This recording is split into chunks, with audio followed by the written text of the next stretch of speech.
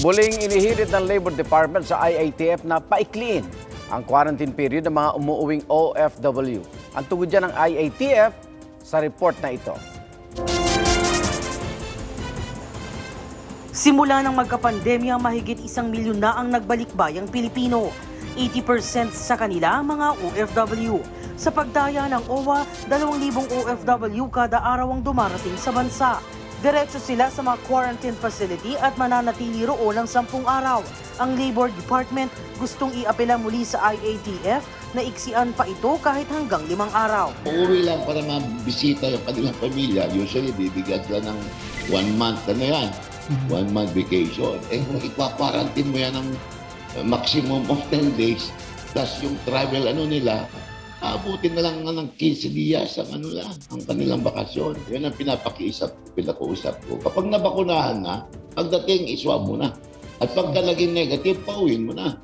Binanggit ni Labor Secretary Silvestre Bello III na may hakbang para iksian ang quarantine period ng mga investor.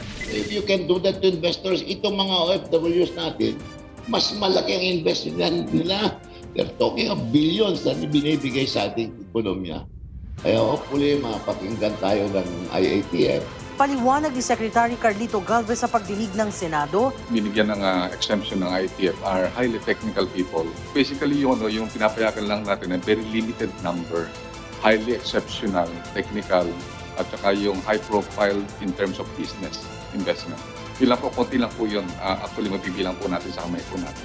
Sa polisiya ng IATF, ang sinumang manggagaling sa ibang bansa, ititest sa ika-7 araw mula nang dumating sa Pilipinas. Required na sumailalim sa 14-day quarantine.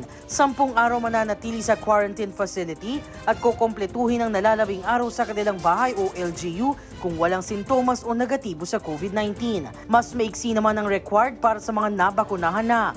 7 araw lang sa quarantine facility.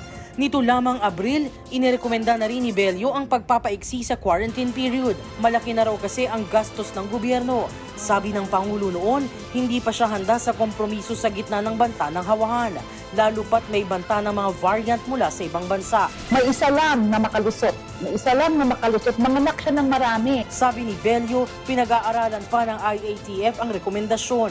Giit pa ng kalihim, kakaunti lang daw ang mga OFW na nagpositibo sa COVID. Wala pang less than 1% ang nag-COVID. So, bakit mo binibintang ang transmission sa kanila na wala naman? Jamie Santos, GMA News.